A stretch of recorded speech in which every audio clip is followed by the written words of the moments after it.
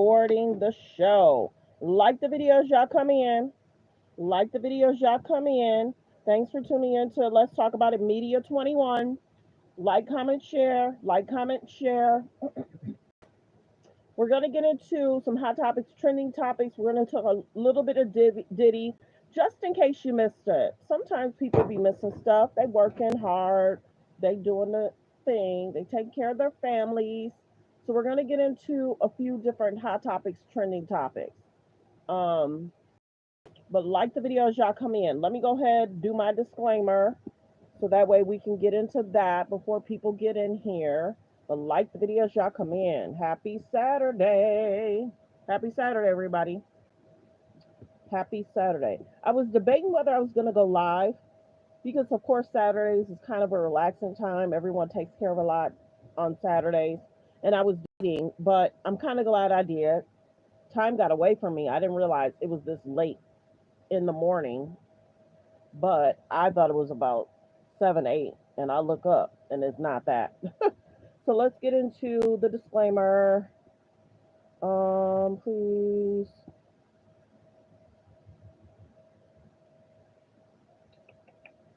Please hit the like button. All comments are alleged. Period. Copyright disclaimer under Section 107 of the Copyright Act of 1971. Allowance is made for fair use for purposes such as criticism, comments, news reporting, teaching, scholarships, and research. Fair use is use permitted by copyright statute that might otherwise be infringing. All comments are alleged in our opinion and for entertainment purposes only. Thanks for being here, everyone. Thanks for supporting the channel. I appreciate everyone for being here. We're definitely going to get straight into our videos for the morning, but we're going to just update people just in case you missed it. Sometimes people are not aware because they're working during the week and they're not aware of what's going on, so we're going to catch you up. Pardons. During an August 5th interview with CNN, Nicole Westmoreland, an attorney for Combs, was asked whether the music mogul's defense team has had a conversation with President Trump about the possibility of a pardon. Good morning. And she revealed that those wheels are in motion. In Combs' orbit, have they had conversations with the Trump administration? Yes. My understanding is that we have reached out. Reached out is one thing, having a conversation is another. Do you know if there have been active conversations about a pardon? Yes, it's my understanding that we've reached out and had conversations in reference to a pardon. Despite Westmoreland's remarks, the White House declined to weigh in on the situation when contacted by NBC News, saying in a statement on August 6th that it, quote, will not comment on the existence or non-existence of any clemency request. A few days earlier, however, Trump himself was asked during an interview with Newsmax about the possibility that he pardoned Diddy of his convictions. The president couldn't give a definitive answer, but referenced some lapses in his personal relationship with the Bad Boy Records exec. Sean Diddy Combs, Right. would you consider pardoning him? Well, he was essentially, I guess, sort of half innocent. Yes. I don't know whether he's still in jail or something, but he was celebrating a victory, but he seems, I guess it wasn't as good as a victory. Probably, I was very friendly with him. I got along with him great. And seemed like a nice guy. I didn't know him well. But when I ran for office, he was very hostile. He said some not so nice things about you, sir. And it's hard, like you, we're human beings. Right. And we don't like to have things cloud our judgment, right? But when you knew someone and you were fine, and then you run for office, and he made some terrible statements. So I don't know. It's more difficult. It makes it more. I'm being honest. It makes it more difficult to do. But more likely a no for Combs. I would say so. Okay. Diddy was convicted of 2 counts of transportation to engage in prostitution And faces up to 10 years behind bars. His sentencing is currently set for October 3rd. The influential record producer was acquitted of 3 other charges: racketeering conspiracy and 2 counts of sex trafficking by force, fraud, or coercion. During her interview with CNN, Nicole Westmoreland attributed the defense team's success to, quote, telling the truth. This verdict was, in no uncertain terms, a victory for the defense. Talk about that strategy from day one, to come out of the gate and say he is a domestic abuser, but that is not what he is on trial for here. So, the strategy was to just tell the truth. That's what we decided, to just tell the truth. We didn't need a creative story. We didn't need to overreach. We knew that telling the truth meant not guilty. We knew that he had not sex trafficked anyone. That RICO was absurd. So we figured, hey, we'll tell the truth and that will pay off. And I believe that for the most part, that strategy worked. Like the videos, y'all come in. Like the videos, y'all come in. How do y'all feel? Do you feel that Diddy's lawyers did a great job in the courtroom? Some say yes, some say no. Do you feel that Diddy's lawyers did a great job in the courtroom? Hold on. Like the videos, y'all come in. Like the videos, y'all come in.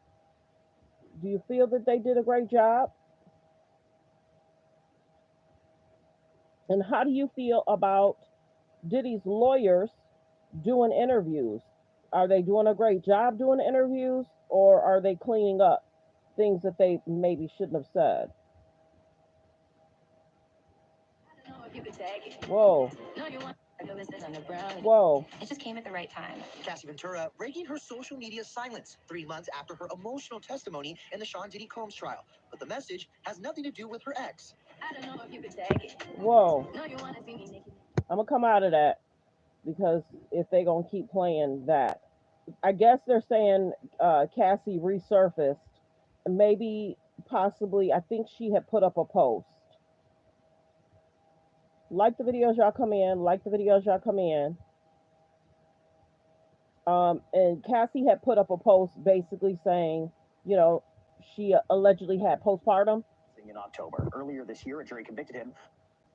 Sean Diddy Combs will stay in prison until his sentencing in October. Earlier this year, a jury convicted him on prostitution-related charges, but found him not guilty of more serious crimes. Now, in his first interview since the trial, his lead attorney, Mark Agnifilo, spoke with our Jarek Duncan about the possibility of a presidential pardon. You mean to tell me that you really have nothing to do with a possible pardon right now? Nothing. Nothing. Nothing to do with a possible pardon. What is Sean Combs saying about the possibility of the pardon? I think he knows I'm not political. We've never discussed it other than I tell him what's in the news about it. But you know. And what's his reaction? Does he laugh? Does he say, let's look into it? What does he say? Go tell him that I need a pardon. Go tell him I deserve a pardon. That's what he said. CBS News legal reporter Katrina Kaufman was at the trial and worked on this interview. Katrina, good to have you on. You and I both know you've been covering this trial since day one, full of twists and turns. This is the latest one. What's the likelihood of a presidential pardon, and what else stood out to you? We know that there are conversations going on. A White House official told us that any pardon will come directly from the president. They're not going to comment on speculation about it. And a source close to Trump says they are getting pressure from friends of Sean Combs, but that Trump has not made a decision about this yet, Tom. So many things stood out from this interview, though. I mean, one that felt notable was that Sean Combs' family and close friends were often in that courtroom supporting him, but the most notorious name to show up was Kanye West. But he did not make it into the courtroom, and Mark Agnifilo told us that that was something he really had mixed feelings about, Kanye being there. He was glad that he came to support Combs, that, you know, not a lot of people from his life had done that, but at the same time, he worried about the optics of the jury seeing West in that courtroom. I mean, it really was, a guess as to who you would see coming in and out of that courtroom every single day. I want to turn to his attorney. What did his attorney say about Diddy's plans whenever he is released? Yeah, well, he said, for one, they are really focused on that sentencing right now, Tom. That's what's coming up. But he did talk a little bit about his vision for the future, and let's take a listen. What is it that Sean Combs wants people to know? He wants people to know that that he like the video, like the video. Thanks for being here. Don't forget to hit subscribe. Thank you. Has reflected on the blessings that he's been given, on the imperfections that I think he sees in himself. I think he wants to get out of jail, reestablish a loving, present relationship with all of his 7 children. He wants to take care of his mother. So he's talked to you about getting back into music if he's released? No, honestly, he has not. Okay. One thing he said, well, he's going to be back in Madison Square Garden. He said that? He did. He said to me he's going to be back in Madison Square Garden. Doing what? I guess being on stage. I mean, so, Tom, you know, he really sees the end in sight here. You know, now that he's been convicted of these 2 charges, max of 20 years in prison, but it's so unlikely he's ever going to see that. Combs is picturing being back at Madison Square Garden one day, we're hearing. Yeah, just a story that full of twists and turns, as I mentioned, one that you've been following since day one. Katrina Kaufman, we appreciate your time and insight. And so I guess his lawyer came out the next day and told TMZ he's more so going to focus. Don't mix pink salt with lemon and 2 other ingredients. He's going to more so focus on family and not trying to get to Madison Square Garden. Well, the biggest thing is, sir, ma'am, why would you mention that in the first place? It's interesting because he should be focusing on rehabilitation and he should be focusing on family, but I don't think that he should be focusing on trying to get to Madison Square Garden. when he had allegedly told you he's not focusing on music. He's not focusing on music, but he's trying to hit Madison Square Garden stage. Okay. We had asked the judge actually for a little bit of a gag order, and There- the judge gave it to us, so we had to and wanted to sort of abide by that and kind of keep it. How are you doing? I'm doing great. How are you? I'm well. I'm well. Thank you for taking the time. Like I said, I know you've Thank been you for coming to my office. incredibly busy, and there was a moment in the beginning where you were able to speak to some of us reporters, and then very early on it was clear. I think our last interview was me walking and talking with you, and you just Right. talking about the defense that you were building, and that was it. After that, Yeah, we were pretty shut down during the trial Yeah. by design. You know, we had asked the judge actually for a little bit of a gag order, and the judge gave it to us, so we had to and wanted to sort of abide by that and kind of keep it out of the press. I mean, try the case in the courtroom, which we feel that we did. so of course I want to start with July 2nd. You go up to the mic. Or did they have to be quiet? Because remember, he was talking about baby oil being at Costco, and Costco said, no, there's no bulk baby oil in Costco. So let's continue. Fair use reaction clip. There's about a dozen microphones there. Everyone's smiling. You step up first. You're the lead attorney for this case. Today is a great victory. It's a great victory for Sean Combs. It's a great victory for the jury system. You said you saw this coming. Yeah, I saw it coming. That morning. I did. I saw it coming. I saw it coming that morning when the jury said that they had verdicts on counts 2, 3, 4, and 5, but not on count 1. I thought that it must be that they split on the Mann Acts on the one side and then the sex trafficking on the other side, because it would have been all the way one or the other. They would have agreed, I think, on the racketeering conspiracy. Mm-hmm. So my guess was that they convicted him of the prostitution, the Mann Act counts, and acquitted on the sex trafficking. Take me back to just that moment, because I heard you talk about how you didn't really sleep a lot during this trial. True. And that you typically don't sleep a lot to begin with. But what went into this case? It had to be, I'm sure, the most publicized in the 35 years that you've been practicing law. True. Yes, definitely the most publicized of my entire career, by a long way. I mean, Ranieri was publicized, Martin Shkreli was publicized. I've been blessed to have a lot of cases that people care about, but nothing close to this. And the press was every little thing. I mean, I thought the press was very aware of what was going on in the courtroom. They covered it very closely. I thought they covered it actually fairly accurately. And so it was a tremendous amount of preparation, a lot of pressure trying to keep the team together, a lot of pressure because, Sean Combs, I mean, I believed in my heart that he was innocent. The prosecution's tricky, but we're still sort of fighting that. And so there's a lot of pressure to win.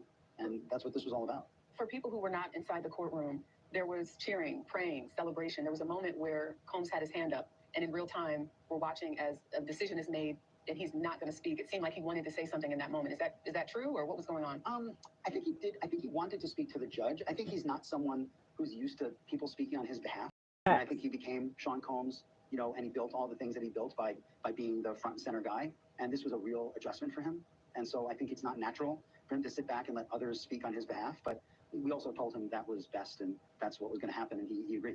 Was this the most challenging case that you've ever tried in your career? That's a great question. It's up there. I mean, I've had missile trafficking, trials. I've had political corruption. When I was a prosecutor, I prosecuted serial killer hitmen. So they're all different. This was probably the most difficult in terms of getting the team together. I never had a defense team like in this case, and I was lucky to have such a great group of lawyers. But from all over the country. From all over the country. I mean, we had Brian Steele and Nicole Westmoreland from Atlanta. I mean, gifted, great lawyers. We had Xavier Donaldson, Alexander Shapiro, Jason Driscoll, Anna Esteval, me and Tenny, and so from all over the country. So you know what that means? That's an expensive bill if you have to house attorneys that's from out of the country. Like the video, fair use reaction clip. We really had this great group of lawyers, but we needed a leader, and I'm not really a natural leader. I'm just not. I'm a trial lawyer. It's different. It's a different skill set. And I've never really tried to be a leader or had to be a leader. I'm a soldier, and I'm proud to be a soldier. So this was a different role, and I had to kind of like step into the role. I mean, I kind of saw my team needed that, and we needed harmony. We needed, we have great lawyers who are used to all being front and center. We all needed, including myself, we have to leave our egos at the door. We have to do what's best for Mr. Combs. And so that was challenging. And then, the government was very well prepared. They have 6 outstanding prosecutors. I mean, it's a marquee case for what many say is the best prosecutor's office maybe in the world, the Southern District of New York. And this is probably their biggest case of the, not so new century. And so it was high stakes. It's Game 7 in Yankee Stadium. And so it's pressure. The stakes are still high. Presently, True. Just this week, the judge, Arun Subramanian, said no to bail. Second time that he's done this. True. How many times have you sought bail for Sean Combs? So I good question. Because I've never been 0 for 5 in a case in my career. And I've tried to get bail for Mr. Combs 5 times, and I'm 0 for 5. So I made the Yankee Stadium. He's tried to get bail for him 5 times. We were wondering if it was 4 or 5.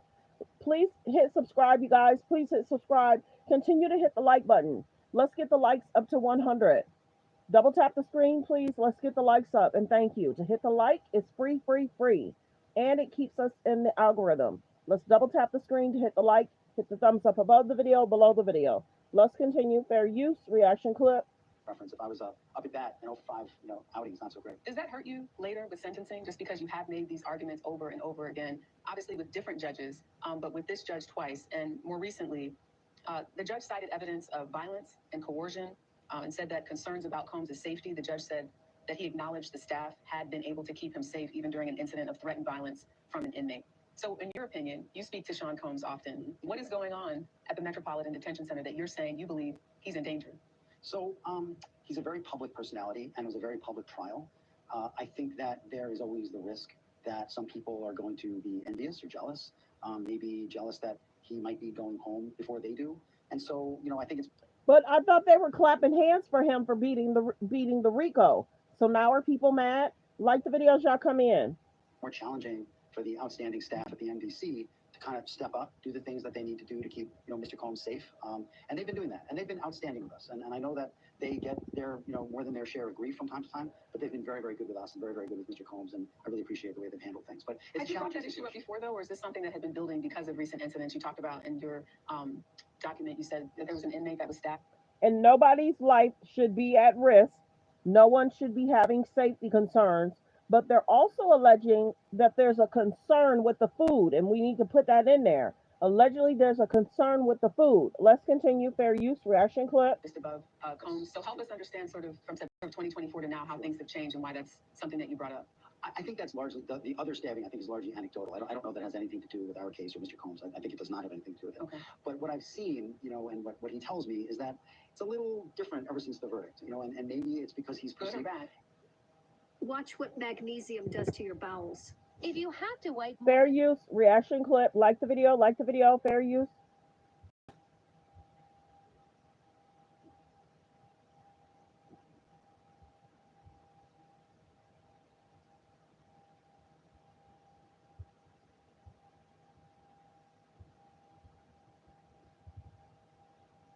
Tend to see is they lose. You go to trial and you lose, and that's what they see. And so the fact that Mr. Combs won his trial largely, not completely, of course, I think is seen as giving everybody a little bit of hope.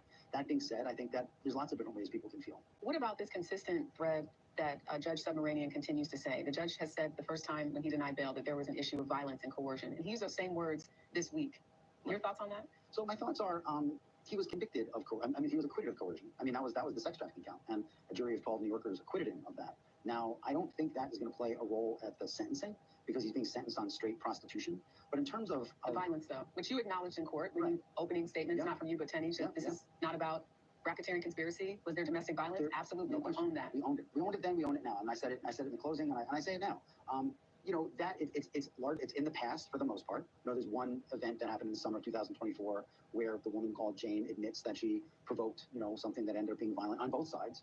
His relationships were toxic. He's not proud of that. There was mutual violence.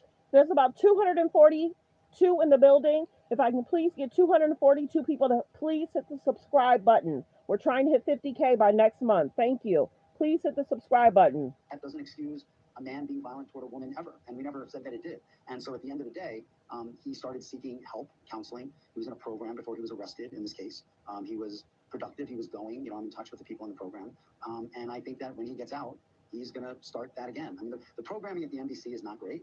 It's really almost non-existent. So we've put together, therapists and people who go in and speak to Mr. Combs. And how often? Every 2 weeks. It's pretty regular. And we did it during the trial, but before the trial as well. And so and I think it's helpful. I think it's what he needs. I was in the DA's office when I was 25 years old, and I probably had 200 cases. I bet 30 of them were domestic violence, mostly committed by men. And so this is a well-worn path, in the criminal justice system of men being violent with their domestic partners. And I think the best way to deal with it is therapy, counseling. A lot of times their partners don't want them to go to jail. They want them to get help. They want them to get better. They want them to be the men that they fell in love with. And that's really what I want for Mr. Combs. When's the last time you spoke to him? Mr. Combs? Yes. Today. What did he say?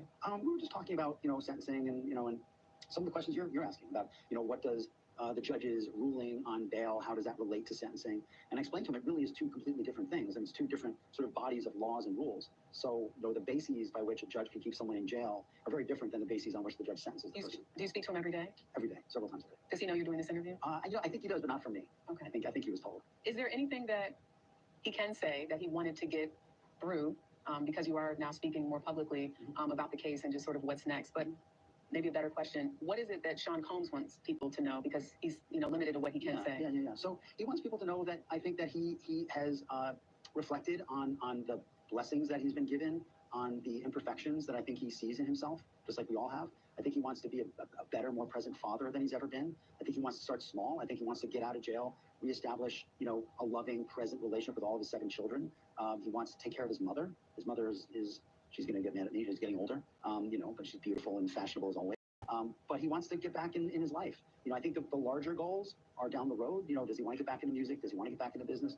I think he's someone who is always going to strive to do something, exceptional and probably demanding and challenging. But I think the most demanding and challenging thing in front of him right now is to get back with his kids and get back with his mother and the people who love him and miss him. So he's talked to you about getting back into music if he's No. Listen to this part. He didn't talk to you about getting back in music, but then he wants to go to Madison Square Garden to do what? Honestly, he has not. Okay. One thing he said, when he's going to be back in Madison Square Garden.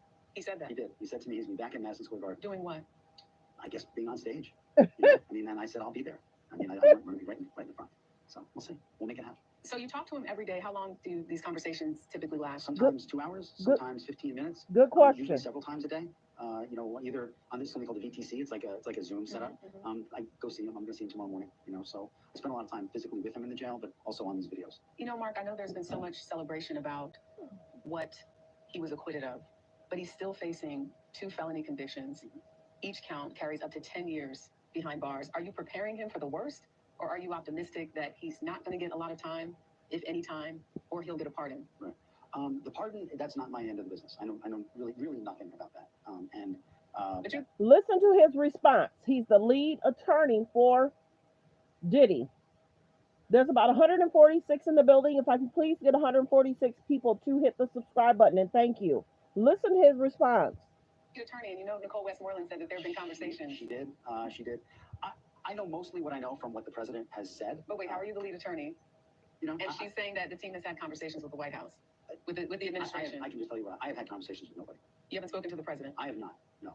I have not spoken to the president. I have not spoken to anybody who speaks to the president about Sean Combs. I have not. So she said, and I just want to quote, Nicole Westmoreland, who's a part of the team, said that it's her understanding that we have reached out and had conversations, that they have spoken to people who would be responsible for the pardon process. And at a time where I think there's a lot of attention, not just on the president and his actions, but on what will happen here with Sean Combs, you mean to tell me that you really have nothing to do with a possible pardon right now? Nothing. I have nothing to do with a possible pardon. I have my hands full with, with sentencing and bail. Really, I'm not involved at all. So, okay. Like I said, I know it's in. You can be honest with me, right? Of course I will. I'm not on TV. Okay. It's. I know it's out there. I know it's out there. I know that every once in a while the president will say something about it. I don't know how seriously the president's taking it. I don't know kind of where his mind is with it. But I know that I want to work really hard to get him a good sentence. What is Sean Combs saying about the possibility of a pardon? Is he asking you, the team, see what you can do by any means necessary? Like, what is his take on what he's willing to do or go through to be free? I think he knows I'm not political, so he doesn't talk to me about it at all. We've never discussed it other than I tell him what's in the news about it. And what's his reaction? Does he laugh? Does he say, let's look into it? Go tell him that I need a pardon. Go tell him I deserve a pardon. That's what he said. Go tell him I deserve a pardon. And I say, all right, so let's talk about your sentencing. So you steer him back to what you're facing right now? Yes, very much so. I'm a one-trick pony. I really am. I'm a courtroom guy. That's what I do. That's my forum. That's all I know. I'm registered independent. I'm not political, and so I don't do anything about that. So going back to the serious nature still of felony convictions, how are you preparing him? Are you telling him, listen, it could be on the higher side, it could be consecutively versus concurrently? Here is why you have a beer belly. So he's definitely trying to steer him away from the pardon conversation, and maybe the other lawyers are trying to focus on that. That's kind of what I'm getting from it. There's about 293 in the building. If I can please get 293 people to hit the subscribe button, and thank you. That's rare, but possible. The judge could go below the guidelines. That's less rare in the Southern District of New York, and possible. And the emphasis now is the same as the emphasis on the trial, is just to put the best effort forward to show Judge Subramanian all the reasons why, you know, leniency is appropriate, why the violence is in his past, why he's dealing with the violence. And at the end of the day, he wasn't convicted for anything having to do with violence. I mean, the jury affirmatively acquitted him of all of that. So we have to make all of those arguments the right way, the legal way, you know, to the court. Because this bail was denied, and that's what sort of we're dealing with now, it's less than 60 days before October 3rd is still the day. So the question for you guys, will he be pardoned? Press 1. Do you think he'll get time served? Press 2. Do you think he'll get over 5 years? Press 3. Do you think he'll get over 10 years? Press 4. Let me know in the comments. What do you think will happen on sentencing day? I can't possibly, I don't know. I really don't know. I mean, I think Judge Subramanian's been fair throughout. He'll be fair here. Our fate is in our own hands, I feel. I feel like if we do a good job explaining the situation to our judge, I think we'll get a fair and reasonable sentence. I hope Mr. Combs goes home soon. I think he's paid a tremendous debt for what he's done. He's done things wrong. He was convicted of crimes, and he's done other things wrong. And we were forthcoming, you know, as part of our trial presentation as to all of that. And I think in some ways he's a better person because of it. What does he tell his children? I actually don't know. Facts. He talks to them a lot. They're very present in his life. I was going to say, day one, we saw 6 of his 7 children in the courtroom. You said that in your conversations with him, he talks about, you know, wanting to establish that relationship, wanting to get back home. How difficult, I guess, has that been for him, trying to father behind bars, from behind bars? It's very difficult because 4 of the kids, with him in jail, 4 of the kids had no parents at all. I mean, you know, their mother passed away, and Mr. Combs is in jail. Correct. And R.I.P. to Kim Porter. And I think he feels very, very bad about that. And I think he feels like he really wants to get back so that those kids have a parent, you know, present to be their father, you know, because they don't have a mother at this point, which is, you know, tragic in general, but doubly tragic because, you know, Mr. Combs is in jail. A number of friends and family, I understand, have submitted letters.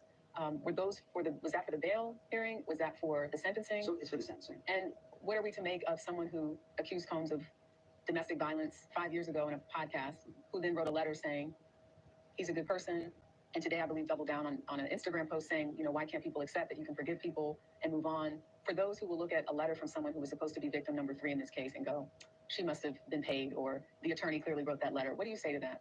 She wasn't paid and the attorney didn't write it. I mean, I know she has a lawyer. I don't know between her and her lawyer how that letter was made, but I have every reason to believe that those are her genuine sentiments. And if her lawyer helped her write it, that sometimes happens. I think she's exactly right. And I think she would know. And I don't think she's here to just do him favors. I think this is how she genuinely feels. And I thought that her letter was very balanced. I think she said, was their relationship perfect? It wasn't perfect. I mean, she led with that. And she said, but he always tried to do better. She saw him as a father and, you know, and a loving figure. And I think this is all about redemption. I mean, I was raised Catholic, you know, and I believe in redemption. And I think this is a story of redemption. And I think that's what he wants. He's religious as well. He was raised Catholic and Baptist. He went to Catholic high school. He went to Catholic church every Sunday. He went to Baptist church as well because of his grandmother. And I think he is telling a story of redemption. I think the Sean Combs story is a story of redemption and how important redemption is. And redemption as a function of character, you know, both for the person who's asking for the redemption and for the people who we are asking to redeem that person. And I don't think it's a great gesture of character to carry anger. I think that's what Gina's follow-up is saying. You know, I think it's a great gesture of character if someone really deserves redemption to let them achieve that. And that's really the Combs story right now, is one of redemption. I want to go back to that last day in court for you, giving your closing argument, 4.5 hours. I heard in another interview that you had something ready and then you weren't comfortable with it. You went on a walk and you just came with what you said is, tell me a story. Right. You know, wanting to connect with the jury, which you believe, you know, you had the shared experience with. Some criticize, you know, what you had to say and how you said it. I remember doing an Instagram post myself where you talked about, oh, the Astroglide is off the streets, you know, and you said it in a way that was kind of mocking the fact that a lot went into raiding someone's home, and this is what they found. When you look back at that, explain to us. Like the video, like the video. There's about 221 in the building. Can I please get 221 people to hit the subscribe button? We're trying to hit 50K by next month, and thank you. Let's get the likes up, you guys. The likes should match the views. If you're watching from a phone, press 1. If you're from a phone, press 1. All you have to do is double tap the screen to get the likes up, you guys. Please double tap the screen to get the likes up. Thank you. Let's get the likes to 100. 100 people, please double tap that screen. Let's get the likes up. And thank you. Let's get the likes up. Thank you. I appreciate that. 100 people, just double tap that screen. I appreciate that. Let's continue. Fair use reaction clip. The viewers, why you felt it was so important to not necessarily have everything written down, not stay behind the podium, but to use your hands to move back and forth. Again, there were no cameras in the courtroom, so we are the eyes and ears for the public. But what went into that? How you were feeling? I mean, to be up there for 4.5 hours. The number one trick to get rid of back rolls forever. Let's continue to get the likes up as this commercial go past. Let's get the likes up and thank you. 100 people to please double tap the screen. From the analytics, it says most people are watching from their phones, so it's just a double tap of the screen. Double tap the screen. Thank you. Let's continue. Fair use reaction clip. An outline, and the night before I read it over, and it was factually fine, but it was stale. It wasn't exciting. It wasn't emotional. It wasn't a great story. And I just wanted to tell the jury the story. And so I knew what I wanted to say. Right. And I knew that the jury had paid very close attention. So they didn't need me to put emails up on the screen for them to see for the 23rd time. The text messages or whatever, the written communications, where they knew that stuff. And they paid very close attention to the testimony. They all took notes. All 17 jurors took notes throughout the entire trial. So they knew this stuff. But they didn't hear, and I didn't think the government really gave them a story. They didn't hear the story of this case, And so I just wanted to tell them the story. And I wanted to put my notes down. I only have 3 pages of handwritten notes anyway. And talk to them and look them in the face and, kind of look at them individually and sort of say, this is the story of this case. This is what the evidence shows. There's a moment I think lawyers know when they have the audience, the jury. When was that for you? So it's funny. It's a good question. I wasn't sure if I was going to be sarcastic or not. I wanted to sort of see how it would go. So Did the jury make the right decision? Press 1 for yes. Press 2 for no. Did the jury do a great job? Press 1 for yes, 2 for no. What will the judge decide in regards to the sentencing? Will it be a harsh sentence, light sentence? Do you think that he'll get time served? Let me know in the comments. When I was cross-examining one of the agents, I asked him, I said, so how many cases, how many search warrants have you recovered in Astroglide? And he says, 1. I go, this one. And he was terrorism cases and all these serious cases. And so I realized, and the jury kind of laughed at that. And so I realized that's going to be my jumping off point because I already have that kind of in the record. Mm-hmm. So early in my summation, I did the whole thing with, thank goodness they got the Astroglide, they got it off the street.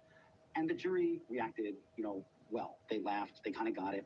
And there's aspects of this trial. I mean, sarcasm could be a very effective tool, and as a storyteller, you want to use your full complement of tools. And it's sincerity and it's sometimes sarcasm. But at a certain point, it's not so much that I realized that I had the jury. I realized I was with the jury, and that's kind of really where I want to be, and I want to sort of be, whatever their space is, I want to be in their space with them. And I realized that I was doing that. I was in that space with them. They were paying very close attention. They were kind of with me on, the different arguments. I kind of knew when they were ready for me to move on, and that's one of the things, this is really a trial lawyer thing more than something unique to Combs. Mm-hmm. Trial lawyers need to get rid of their notes. I mean, you're talking to a jury, so be with the jury. Be with the jury. Where are they done on? I'm showing the picture that I have. This is what popped up this morning. I don't need to research a picture of him and Obama. The topic of subject for the last several weeks has been Trump and Diddy. Why would I need to show a picture of Diddy and Obama? What? I pull up the picture I want to show for my page. Thank you. Next. Let's continue. Fair use reaction clip. Then move on. If you had another 3 pages, forget it. It's time to move on. And we're focused on the topic, not the picture. We're focused on what his lawyer is saying. Thank you very much. Energy. There's something about a jury of people all compressed in a jury box that they actually throw off a lot of information. Mm-hmm. And if you're attuned to it, and you're not staring nose, and you're looking at them, and you're feeling them, you'll know exactly what to do next. And that's what the summation is. So when you think about the very beginning and your first meeting with Sean Combs, what was it about this case that you said, I really want to represent you? Obviously, you had a lot of experience with racketeering conspiracy, but you didn't have to take this case. No, I thought he was being targeted. I genuinely did.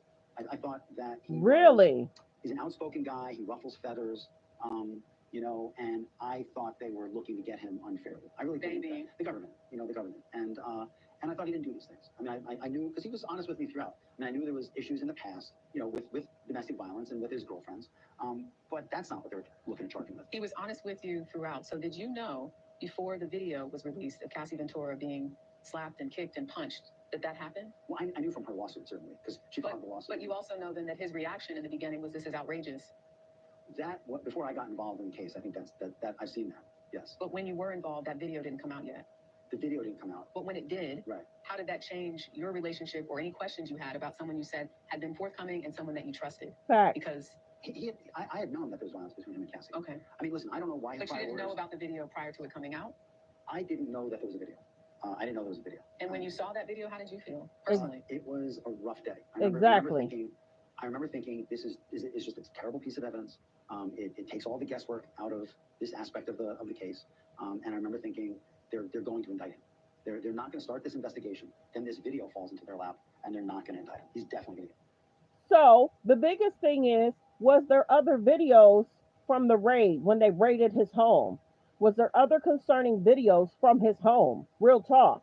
He had events, he had a party.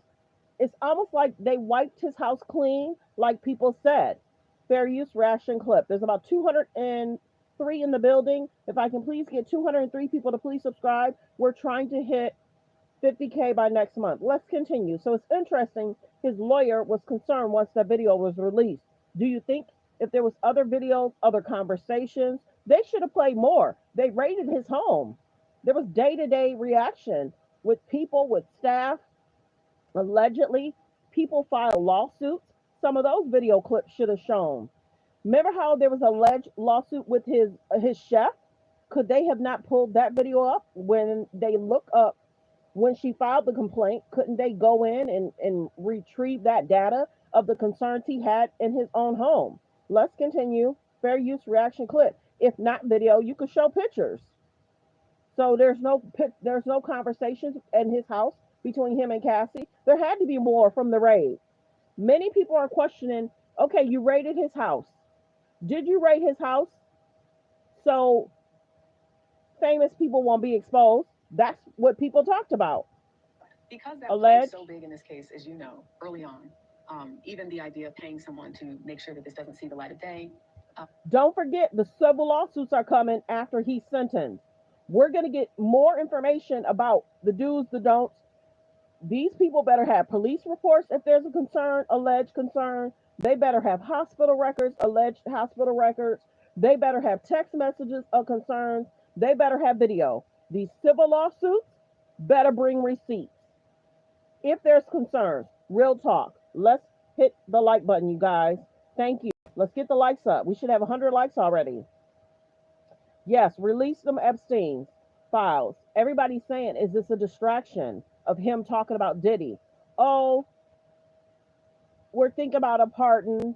Oh, we're thinking about if he doesn't get bail, we'll consider it. Oh, if he's being mistreated, I'll consider it. But then all of a sudden he says, oh, wait a minute.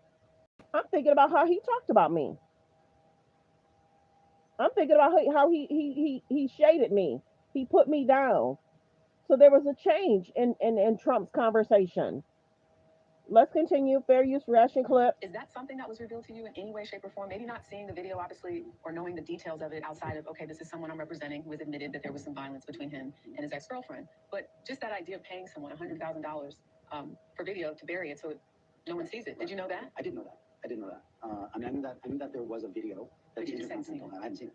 I didn't think it existed. I mean, I thought that it was sort of taken care of. And that was a mutual thing between Sean and Cassie. I mean, Cassie had a premiere coming out. Nobody wanted this video leaked. And that's the other thing we talked about. Cassie had a premiere coming up, and he did X, Y, and Z to her, and she should have been relaxing for her premiere. Cassie should have been relaxing for her premiere. She shouldn't have been trying to do no FOs, and he definitely shouldn't have been grabbing her and doing what he did at that elevator. That was going to bring on bruises. She should have been having a great time. That was Cassie's moment, and he was not focused on Cassie. He was focusing on him and Cassie getting what they needed, and that was the FO. Let's continue. Fair use reaction clip. Everyone was concerned about it being a police matter. I think everybody was concerned about it being released on TMZ or somewhere else. Should have been released Once back upon a then. time in a land not too far away, The video should have been released back then, but did you hear? He purchased it to keep it off the market. So what does that tell you? He gonna want to keep his stuff off the market and out of media. Because there were some days we had off. But 8 weeks, the video prior to it coming out. I didn't know that there was a video. I didn't know there was a video. And when you saw that video, how did you feel personally? It was a rough day. I remember thinking this is just a terrible piece of evidence. It takes all the guesswork out of this aspect of the case. And I remember thinking they're going to indict him. They're not going to start this investigation. Then this video falls into their lap, and they're not going to indict him. He's definitely going to get indicted. Because that played so big in this case, as you know, early on, even the idea of paying someone to make sure that this doesn't see the light of day. Is that something that was revealed to you in any way, shape, or form? Maybe not seeing the video, obviously, or knowing the details of it outside of, okay, this is someone I'm representing who has admitted that there was some violence between him and his ex-girlfriend. But just that idea of paying someone $100,000 for video to bury it so no one sees it. Did you know that? I didn't know that. I didn't know that. I mean, I knew that there was a video that exchanged content. I hadn't seen it. Okay. I didn't think it existed. I mean, I thought that, it was sort of taken care of. And that was a mutual thing between, Sean and Cassie. I mean, Cassie had a premiere coming out. Nobody wanted this video leaked. I don't think anyone was concerned about it being a police matter. I think everybody was concerned about it being released on, TMZ or somewhere else. When you think about the 34 witnesses that were called, 8 weeks almost, not technically 8 because there were some days we had off, Right. but 8 weeks of this trial, 34 witnesses, and you decide not to call any witnesses. Mhm. What was it about that final week when we as reporters were trying to figure out, are they going to call so-and-so? Are they going to call another ex-girlfriend? But nonetheless, you did not bring anyone to the witness stand. Why not? Do you think that the jury was rushing to get into the holiday and they just made a rush decision? Let me know in the comments. How do you feel about what the jury's decision was? Did they make a good decision, bad decision? Why haven't we heard from any of the jurors in the decision they made? Will they write books after the sentencing? Will they do interviews? What do you think the jurors are going to do? Or do you think they'll be silent to be silent? Because what you do as a defense lawyer is you have your sort of checklist of what are the things I want to establish as matters of fact at this trial. Right. And if you can do it all through the government's witnesses, you don't have to call your own witnesses. And that's really the issue. So all of the things we wanted to establish, we really pretty much did through the government witnesses. So that's why you felt there was no need to call any There's no need to witnesses. call any defense witnesses. Did Combs want to testify at any point in this trial? Yes, he wanted to testify. Good He wanted to morning. testify, and, and I the same metric, what are you going to say that the jury hasn't heard? And what did he say to that?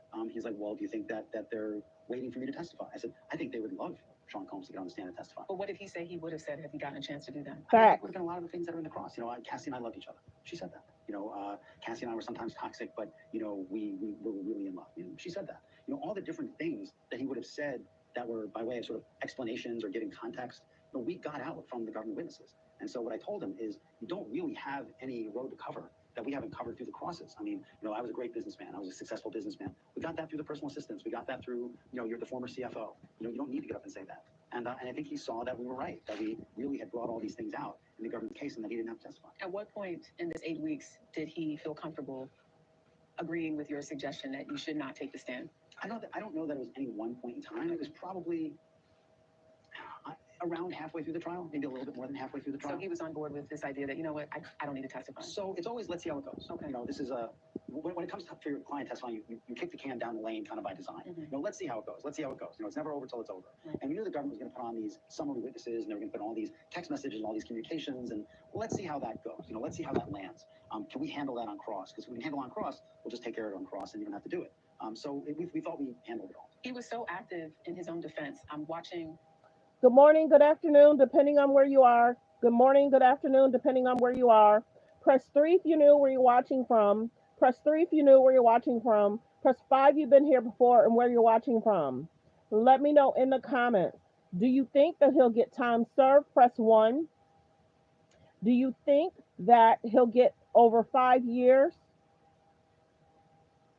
Press 8. Do you think that he'll get over 10 years? Press 9. Let me know in the comments. Many times taking notes, handing you all post-its, while you're cross-examining witnesses. How helpful was that? Were there moments where he was very helpful in proving something or changing the narrative or direction that you guys were going in? So he's a chairman and a CEO, among other things. And he would remember the things we would talk about. So he was supposed to remember to ask this. And sometimes I'm really glad he wrote the post-it. Sometimes he'll write a post-it, something that, might be a good idea if it weren't a trial, but not maybe a great idea in the context of a trial. So it was mixed, but he was very active. And you guys were only seeing sort of the tip of the iceberg. I mean, he was a very involved, client in terms of being part of the defense team and, the strategies and sort of the ideas that we had for the best way to present his case. I mean, I thought it was important that Yeah, because he knew everybody's triggers. He knew everybody's triggers and what would either upset them, get them going, or get them emotional. He knew. Like the video, fair use, reaction clip. Young women lawyers on our team played a very prominent role.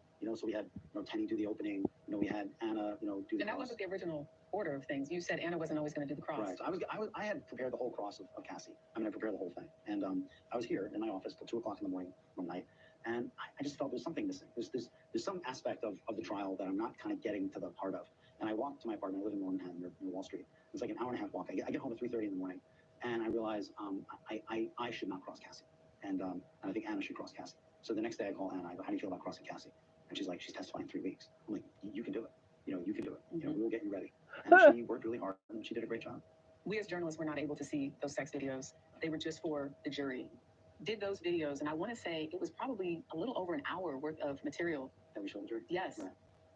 Yes, this is why I switched to injection-free That's weight loss. a lot. I was eating healthy, working out every day, and That's a lot of time showing videos like that for the jurors to have to sit there and watch that. That's a lot of time and disgusting. Interview, and he referred to them as tame.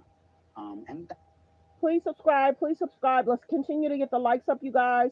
Please double tap that screen. If you already subscribed, thank you. If you already hit the like, thank you. Let's continue. Fair use.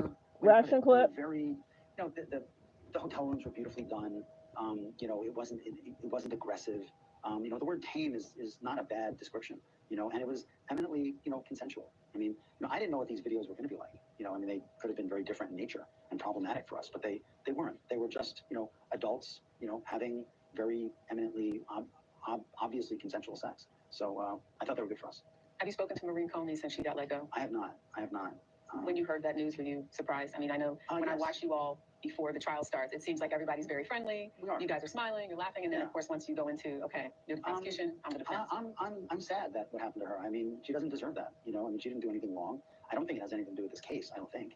But what do you think it has to do with? I've read it, related to Epstein, but I don't know. I have no idea.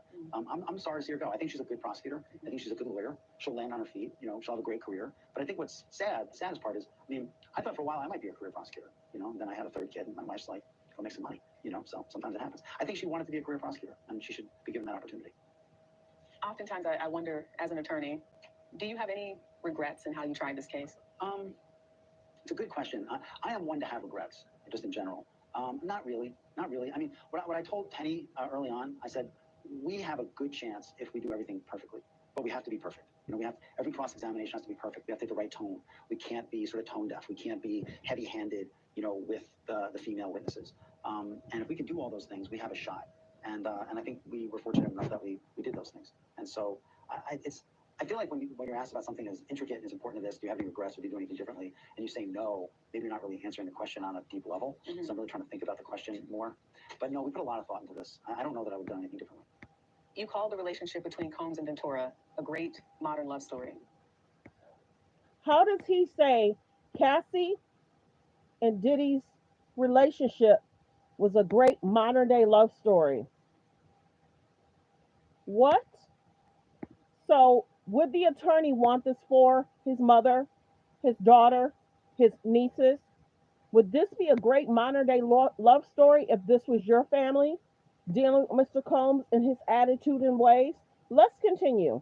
Fair use reaction clip. Ventura said she was raped, physically abused, and became addicted to drugs because of Combs. I think that's what makes it.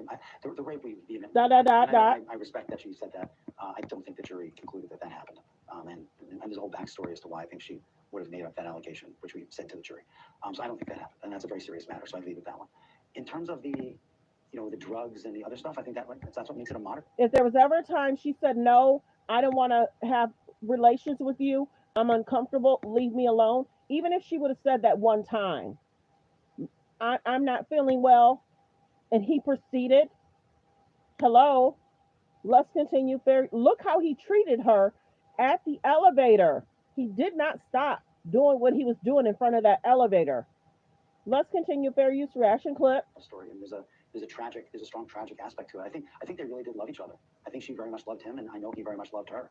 And what I told the jury, and they all nodded in agreement, I said, if you want some of the most beautiful writing you've ever seen, look at their text messages from when they're breaking up in 2019. I mean, they're just so heartfelt, and just you can't.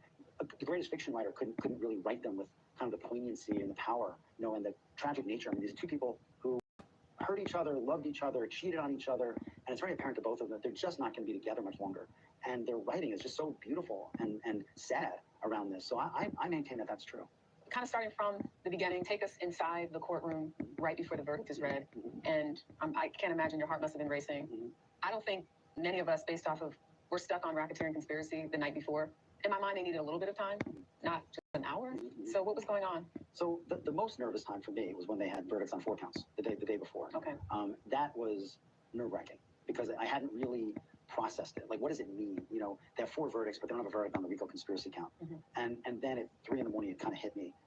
And I remember thinking, and I actually said to Tenny, I sent her a text, and I said, we're going to make a bail application. It's going to be a good verdict for us. We're going to go down. I think we're going to go down on the prostitution, but we're going to win the RICO and we're going to win the sex trafficking. So let's get our ducks in a row to make a bail application. You know, we're going to need to know like that where the plane is, so that the government's like, he still has a plane. You know, he doesn't have access to the plane. We need where are the kids' passports. Where's his passport? So I actually thought it was going to be a good verdict, and I thought it was going to be quick. I mean, so when the verdict actually came in at 10 o'clock, I was probably much less nervous than I am in a typical case, because I remember thinking they acquitted of the RICO, they acquitted of the sex trafficking. But it's not until you. So that's why they were able to present that bail package so fast, because they had already anticipated what could or could not happen. Did the judge do a great job? Has the judge been fair? Yes, the judge is fair. No, the judge is not fair. Do you think the juries did a great job? Yes, the juries did a great job. No, the juries did not do a great job. Let me know in the comments. Those words, Yeah, right? oh, for sure. And when you did hear not guilty on racketeering conspiracy, you did what?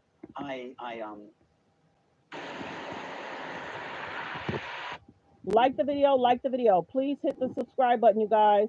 Please hit the subscribe button and thank you. Let's continue. Please continue to hit the subscribe. Let's get the likes up, y'all. We should already be at 100 likes. We've been live for 51 minutes. If you're able to hit the like button, it's a double tapping of the screen. Double tap the screen to get the likes up, y'all. And thank you.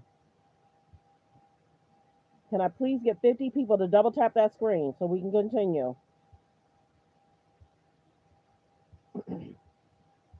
The like should match the views, and hitting the like button is free, free, free.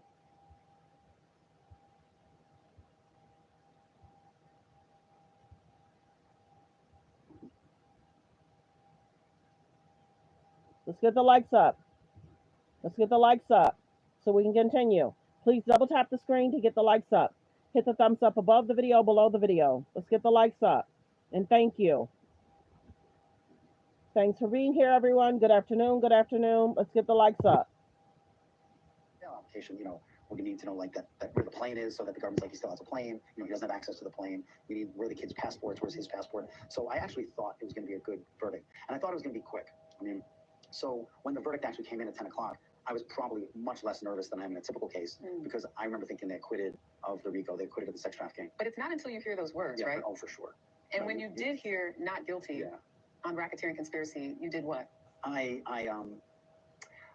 waited until sex trafficking count 2. That's when I knew it was going to be okay.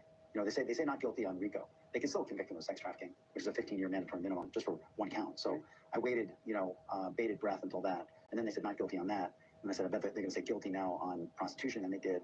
And then I'm like, well, could they have possibly convicted him of sex trafficking, you know, for Jane? And they said no, you know, he's not guilty of that. Right. And so, no, but there's nothing like it. I mean, it's the most nerve-wracking, maybe with the exception of the birth of my 3 children. You know, and do they have 10 fingers and toes? Are they breathing? It's almost at that level. I heard when you were on the elevator, you got in there, you took a deep breath, and someone asked you, how do you feel? And you said, relieved. I said, I'm relieved. I'm not miserable. I mean, and that's the funny thing with these things. If you win, you're relieved, you know, and if you lose, you're miserable. I mean, I carry my child losses with me forever, and I dream about them. You know, I dream that the jury's still out, you know, for the losses. The wins are not as good as the losses are bad. The losses are terrible, and the wins are reliefs. So I don't know why I do this for a living, but I'm going to keep doing it apparently. Kanye West showed up during this trial. He did. When you heard he was in the building, what were you thinking? You know, I had mixed feelings. On the one hand, I think he was there to support Combs, and so I want to encourage people to support Combs. He certainly has had a lot of people in his life, you know, in the last several years who haven't supported him and, you know, detracted from him and things like that. So I wanted him in the courtroom for that reason, but I also I thought the trial was going well. I thought Kenny and I were having the perfect trial that we wanted to have, and I didn't want to take any chances. And so I thought that seemed like it could be a little risky. What would the jury think? Why is he there? You know, and so I had mixed feelings about it. But I'm happy that he came, and I'm happy that he supported Mr. Combs. Even with this case not quite behind him yet, because there's a sentencing, but the weight of what it could have been, there's still a bunch of civil lawsuits Combs is facing, over 70. Life is not going to be the same. I mean, I know he talks about the idea of performing in Madison Square Garden, but he's facing dozens of civil lawsuits if he gets out. I don't think a lot of them have a lot of merit. I mean, I think if they had merit, they would have found their way into the criminal case. I mean, the prosecutors, scoured the earth for evidence that I think they thought had merit. And so even more than me thinking that it doesn't have merit, I think if it didn't find its way into the criminal case, the prosecutors didn't think it had merit. And so I think they will all go by the wayside one by one. It could take years. It could take years. And that's a lot of money he's going to be spending. It's a lot of money. He has the tremendous misfortune of having lawyers around him all the time now. So that's not easy for anybody. So it costs a lot of money. Costs a lot of money. It costs a lot of money, and it's a drag. I mean, but ultimately, I think the criminal case really is kind of the one thing that everyone can kind of have faith in. I mean, it's anybody can bring a lawsuit, and the government, the government put a lot of work into this case, and it brought charges that it thought. Like the video, fair use reaction clip. All right. And the jury spoke and said what it said, after really paying very close attention to all of the evidence. We had a very careful judge. It was a very good trial. And so I don't think, we're not too worried about the civil lawsuits. If Sean Combs were sitting right here, what would he say? He would say, that's a great question. He would say, I have more to give the world. I want to get out and I want to show the world that I have more to give. I've done things when I was a younger man. I did them in a way a younger man did them. And he'll talk about, he built businesses. He built businesses maybe no one else could build. I mean, I don't know that anyone could have built the record company he built and then, made it, a fashion label and sort of like this lifestyle. And I think he has a sense and he has a vision. I was funny, I was talking to him the other day. My daughter, who's a paralegal with us, Sophia, ran into Mrs. Combs at the jail. And she comes back to me and she says she's the most glamorous, fashionable woman I've ever met. And she really is. She just has this wonderful sense of fashion. I think in part because her sense of fashion was probably derived from when, like, there was real, not that there's not now, but real glamour. Like, there was a different sense of glamour, in the 50s. And so, I remember some of one of my grandmother was very fashionable, and I think Sean carries that tradition. And I think he brings it, into an urban arena with urban sensibilities, but he has a great, strong sense of, like, fashion and, and glamour. And I think he's going to do great things. And I think he's going to do great things as a mature, older man. He's not a brash 25-year-old anymore. He's 55 and he's been through tremendous challenges. He's lost women he's loved. He's lost being with his 7 kids. And he's had time to really reflect. And he relies on his faith. He relies on being religious. And I think we're going to see a very different Sean Combs. And I think it's going to be wonderful. Does Sean Combs have a message for Cassie and Jane? If he did, I probably wouldn't be in a position to give it because the trial's so that's a very good question, but one that I can't answer. Okay. Thank you. Thank you. I think that was a really Hello. good question. My name is Adam Ferrari, Chief Executive. Like the video, fair use reaction clip. I think that was a really good question for her to ask because many people would feel, here it is, a woman you said you love, but she was expected to sit around. How is that love? How is that respect? Like the videos, y'all come in, please, and thank you. How is that love? So would most men want their daughters doing XYZ with Mr. Combs? Live from New York City with the very latest. Sharika. Good afternoon. There is information coming in right now. I want to read you exactly the note from Alice Gaynor of WCBS is in the courtroom. She said, we have reached a verdict on counts 2, 3, 4, 5, unable on count 1. That is that racketeering conspiracy. Again, this is what the note said. And it also said, have jurors with unpersuadable opinions. That they have jurors with unpersuadable opinions. Another note just came in from Alice Gaynor, and she said that the prosecution wants them to continue to deliberate. Says modified Allen charge, putting together a proposal. Defense says it's our request you tell the jury to keep deliberating. We will not take the partial verdict. Only been deliberating a day and a half. Don't think we need. So they were trying to give a partial verdict. Remember that? Modified Allen charge. Tell them, receive their note. Judge says, do you request I bring jury out to provide instruction? Defense says, yes. Bring them out. This is happening in real time. 55-year-old Sean Combs, as you know by now, is facing up to life in prison on that racketeering conspiracy charge. He's also charged with 2 counts of sex trafficking for the sex trafficking of his former ex-girlfriend, Cassie Ventura, and a woman who went by the pseudonym of Jane. There is also a count for transportation to engage in prostitution. But again, right now, all that we know, according to this note, is that they have reached a verdict on all of the counts except for 1. It is unclear what will happen next. I'm literally reading these notes as they're happening. The judge said that there are 3 options. First, the defense's proposal, jury should keep at it. some version of the Allen charge, and that at some point case law indicates the court should advise them their ability to have partial verdicts, but I don't think we're at that stage yet. So that's where we are. It looks like they have reached a verdict, again, on counts 2, 3, 4, and 5, but they're saying they're unable to reach it right now on count 1, racketeering conspiracy, the most serious, that says that Combs led a criminal enterprise and that he committed at least 2 predicate acts. There are 8 that the jurors will see. We have a shot of the verdict sheet, but these are some of the crimes. If the jurors find that just 2 within the racketeering, that would be a not guilty. So we'll, of course, continue to bring you the very latest, but this is happening as we speak. It almost feels like as the rain was coming down, we're getting all of this information. It was sunshine about 20 minutes ago. So we'll see what happens, but that is the very latest here from the courthouse in New York. Yeah, Jerika, I know information is coming into you as we speak, and so you're relaying it to us. Can you explain how you're getting this? So that's what was going on in the courtroom. Hold on. If there's something I want to play y'all, I hope I can find it. I hope I can find it. Hold on one second. Like the video as y'all come in. Please like the video as y'all come in. Continue to hit the like button. Continue to hit the like button. Okay. Like the video as you guys come in. Like. Okay, yep. Okay. Hold on. Upgrading from community Ansible. I'm going to stop it playing a lot of it. There's information that's coming out that they did not want out. Like the video as y'all come in. Like. Hold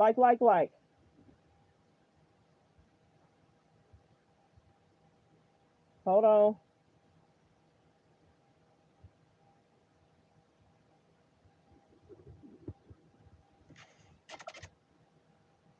What I'm about to say might disgust you, but it looks like there was a real connection forming between Diddy and Jeffrey Epstein. Now, Hold we know on. people, real people, who have seen those files. We've spoken to people connected to both cases, and what we know is as dangerous as it is disturbing. Now, I'm going to be honest with you. We can't reveal everything we know, not just yet. What we can tell you is just enough to show you how deep this thing goes and why this story isn't going away. So stick around, because what you're about to see is straight from the inside. So people like Attorney General Pam Bondi were flaunting around the Epstein files in February, and why this story is going away. So stick around, because The person our producer talked to at the White House tried to throw us off the scent. Don't, we're on camera, so be careful. See? They're trying to throw people off the scent. Like the video. Might disgust you, but this week it looks like there was a real connection forming between Diddy and Jeffrey Epstein. Now, we know people, real people, who have seen those files. We've spoken to people connected to both. This is all alleged, but listen up. And what we know is as dangerous as it is disturbing. Now, I'm going to be honest with you. We can't reveal everything we know, not just yet. What we can tell you is just enough to show you how deep this thing goes and why this story isn't going away. So stick around, because what you're about to see is straight from the inside. So people like Attorney General Pam Bondi were flaunting around the Epstein files in February of this year. You even had people like Kash Patel, who's been deeply embedded in Trump's orbit, saying that Jeffrey Epstein didn't commit suicide and that the files are real. But our sources, and yes, we're deeply connected inside the White House, have a very different story to tell than the one that's being told to the public. I am fascinated by this because Patel and Bongino were leading the conspiracy theories about Epstein's death and whether there was a client list. I never thought they would do a flip, but it sounds like they almost have, and they're on board with the notion that it was suicide and there's no list. The Department of Justice, with the sign-off of the FBI, released a statement and a memo, with Axios first reported it, saying there was no client list and there was no suicide. Now, during all of this, Diddy had been convicted on 2 counts of the Mann Act, which is transporting sex workers across state lines for the purpose of prostitution. And we got word from insiders at the White House that Donald Trump was seriously considering pardoning Diddy. Roll the clip out. This is a big deal. This is a big deal. President Trump is seriously considering pardoning Diddy. And we know this. We have sources with direct knowledge that people from the White House have been in communication with the defense team, Diddy's defense team, and that Trump is seriously considering it, and this is going to be timed to the judge's decision on whether Diddy gets bail. This would be the ultimate smokescreen, and we've seen for weeks, some very major smokescreens. But now he's not considering it. Let's continue. Fair use, reaction clip. But this one would have to take the cake. And on the surface, this link kind of starts to make sense, right? 2 men, both accused in high-profile sex scandals, both convinced they were being unfairly targeted, and both using the media to frame themselves as victims. But then everything shifted. Diddy was denied bail. After that, Trump came out and said that he once got along with Diddy very well, but he was leaning towards not pardoning Diddy because Diddy was, quote, very hostile to him during the time that Trump was running for office. Roll the clip. Sean Diddy Combs. Right. Would you consider pardoning him? Well, he was essentially, I guess, sort of half innocent. Yes. I don't know what they did. He's still in jail or something. But he was celebrating a victory, but he seems, I guess it wasn't as good as a victory. Probably, I was very friendly with him. I got along with him great. And seemed like a nice guy. I didn't know him well. But when I ran for office, he was very hostile. He said some not so nice things about you. Yeah, and it's hard, like you, we're human beings. Right. Like the video, like the video. Let's continue. Fair use, reaction clip. And we don't like to have things cloud our judgment, right? But when you knew someone and you were fine, and then you run for office and he made some terrible statements. So I don't know. It's more difficult. It makes it more. I'm being honest. It makes it more difficult to do. But more likely a no for Combs. I would say so. Okay. But it seems like Trump isn't out of tactics to distract the public from the Epstein files quite yet. Yesterday he said this. Roll the clip. Your home equity could help you find a way out. Like the video, like the video. Fair use reaction clip. Like the video.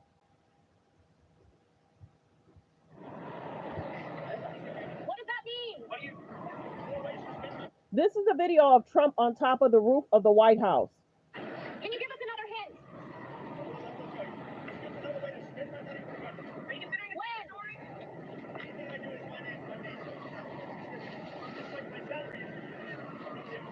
Sir, are you going to add another goal? He's talking low, so I'm gonna fast forward. I mean, I know the detail that he went jet skiing with a 15-year-old girl had sex with her on the island. Alleged. And it's redacted. So, anywho, I think the Justice Department is I'm not certain who they're talking about. Who 15 jet ski? I'm not certain who they're talking about. They're not talking about Diddy and they're not talking about Trump. So I can't confirm or deny if somebody's with someone else. Let's continue to see what he's saying. Negotiating with Ghislaine Maxwell. Right, and then she got moved to that minimum security prison camp. Yeah. So everybody's wondering, what's the next play? Is it a pardon? I don't think it's a pardon. You know what I think this is? And again, this is just a hunch. I think they may put her on house arrest. We even had Jeffrey Epstein's former defense attorney, Alan Dershowitz, on TMZ Live.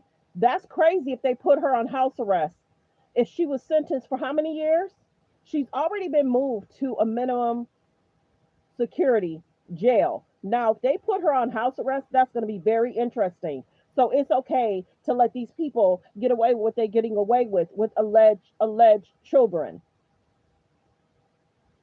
Why aren't people protecting the children and women is the question. Hello?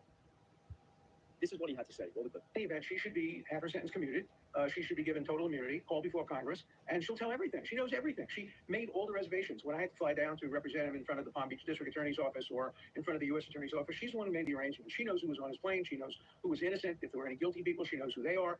And if you gave her complete immunity and let her out of prison and made a deal with her, this would solve the problem forever. And now we're hearing whispers that Trump may be offering her a deal in return for information, not just to protect himself, but to possibly use her testimony before Congress as political leverage. Now, all of this raises a few uncomfortable questions. But I'm here with Derek, who's a lawyer here at TMZ. So we had credible info that Trump was seriously considering a pardon for Diddy. He was considering it. Everybody talked about it. Let's continue. Fair use reaction clip. Why did he walk that back to you? Why do you walk it back? It was If you want to get the job, a one-size-fits-all resume. Like the video, like the video, like the video. Is the easiest way to create a personalized. Like the video. Fair use reaction clip. It's so radioactive. The one value pardoning Diddy provides for Trump is that it would be the ultimate distraction. He's huge in the news, and Trump really wants people talking about something other than Epstein. So I could see the value of the distraction from him. But everything else, Diddy was against him during the campaign. He's been outspoken against Trump. Trump wants no part of being lenient. He's a law and order guy. His constituents expect people to be punished. The other overlap that I thought he might, maybe tiptoe around was this is an aggressive prosecutor, just like the aggressive prosecutors that came against me. Diddy and I are birds of a feather. We're like each other in that these aggressive feds come after guys who don't deserve to get in trouble. But there's no upside for him. Ultimately, Trump is a transactional guy. He will pardon people when there's something in it for him. If Diddy now bends the knee and says and pleads, sort of his loyalty to Trump, maybe, because that's how Trump operates. But absent that, I don't see him doing it. Speaking of Trump being a transactional guy, how could Trump use Ghislaine Maxwell's testimony before Congress as political leverage? That is the most interesting one. It's very dangerous for him to get in bed with Ghislaine Maxwell. He wants all the Trump stuff to go. He wants all the Epstein stuff to go away, right? That's his main motivation. Is he doesn't want his name mentioned with Epstein in the same sentence because that is hurting him and it's fracturing his party and his base. So he's nervous about it. But he could use Ghislaine as someone who says, "I know everything there is to know about Jeffrey Epstein, and you weren't part of anything bad," because she's the most credible person to say that. The problem for Trump, he's transactional. People know this about him, and they will think Ghislaine is transactional and only saying Trump is not involved because Trump has sort of given her something as part of a deal. So they won't really believe it. Even though she's the most credible person to say it, they won't believe it because it will seem like part of a deal he has with her to keep his name out of it. So he's in a real pickle. Now, this one's heavy, but I'd like you to ask as honestly as you can. In your opinion, do you think the U.S. government could be incentivizing Ghislaine Maxwell to clear Trump's name? That's a heavy one. That is a heavy one.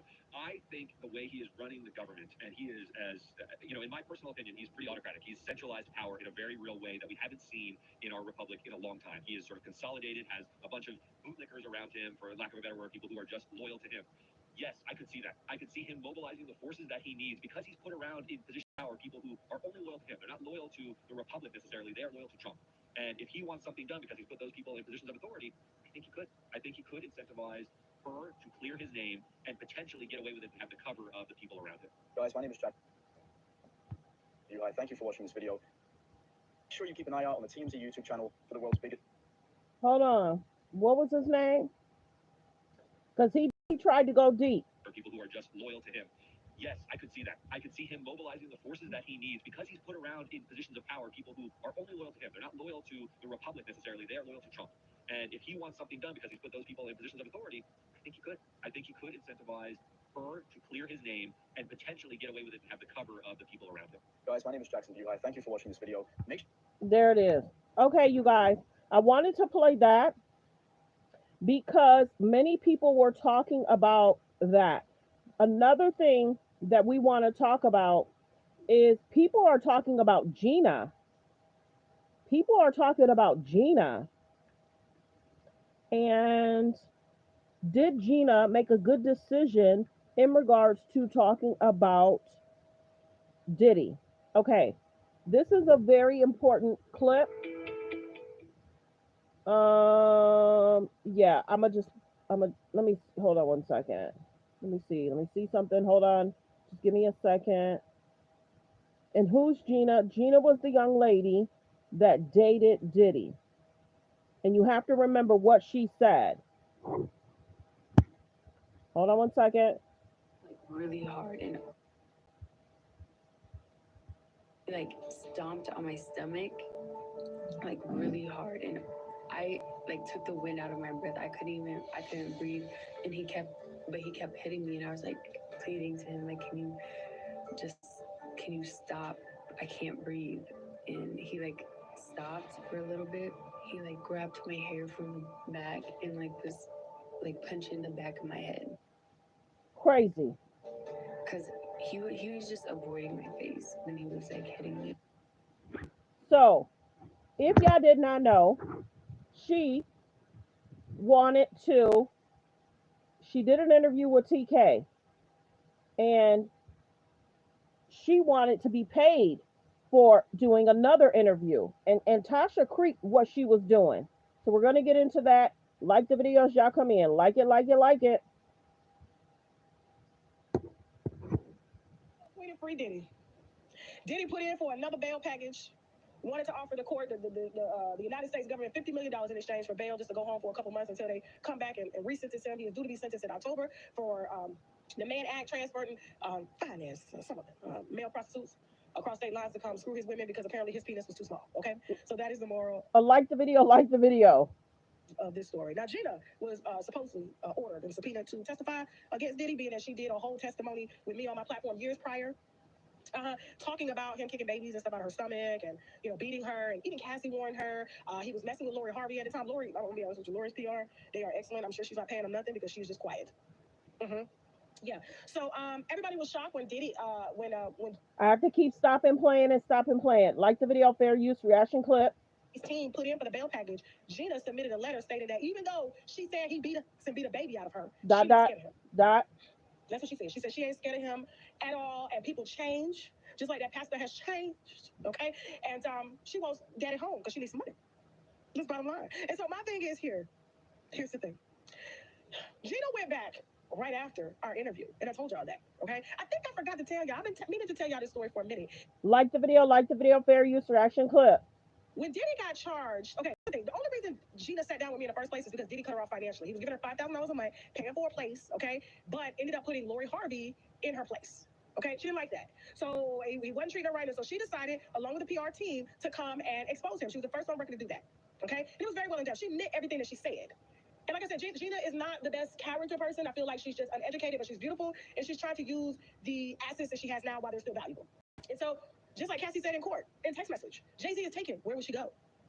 Where would she go when you're accustomed to a lifestyle like that? You understand what I'm saying? And so he ended up, after she did the interview, Diddy didn't come after me, because normally back in the day, Diddy would go after when it was anybody that exposed him. He did not come after me because for the first time ever, we had someone that was documented with him talking about him. It wasn't rumors, it wasn't gossip, it wasn't anything. It was his bitch that he pissed off sitting down to tell a blog. And I remember we got so much backlash because she ended up going back, and it was like, oh, she was just lying. Like the video, like the video. Watch and listen what she say, what happens next after the interview.